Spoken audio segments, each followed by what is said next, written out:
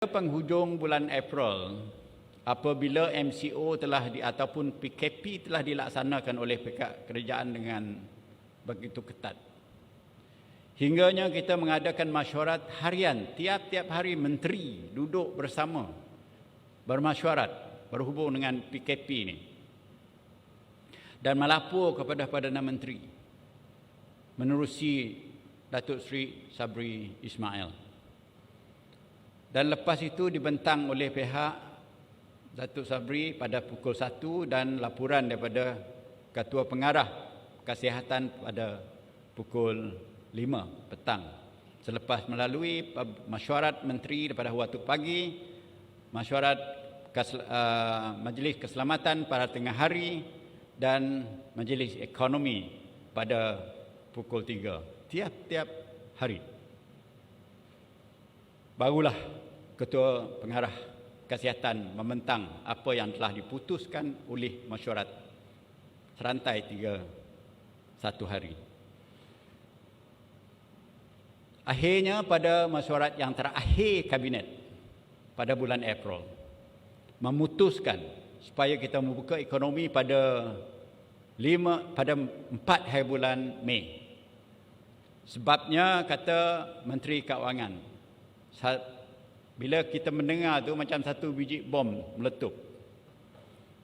Kalau kita tak buka ekonomi pada 4 hari bulan Mei, negara bakal kehilangan 2.4 bilion sehari. Bayangkan. Maka Kabinet memutuskan pada ketika itu supaya ekonomi dimulakan semula, supaya masalah ekonomi ataupun economic crisis yang kita hadapi tidak bertukar menjadi financial crisis kepada negara.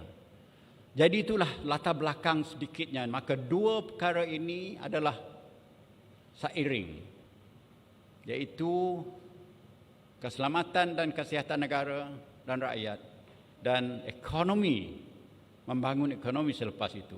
Hingga pada masa sekarang ini kerajaan telah berbelanja hampir 300 bilion untuk menangani masalah ekonomi kita, membantu masyarakat perniagaan besar, yang kecil, sederhana, mikro dan informal keseluruhannya. Dan kepada yang B40 supaya the food on the table disampaikan secara berkelompok di seluruh negara. Alhamdulillah, Bank Rakyat menerusi yayasannya juga menyumbang di Sarawak sedikit, di Terengganu, di Pahang, di Kuala Lumpur. Yayasan Bank Rakyat bukanlah satu entiti yang besar dan mempunyai dana yang besar, tetapi alhamdulillah pengerusi yang ada sekarang ini selepas perbincangan dengan saya hari kemarin mempunyai idea yang besar.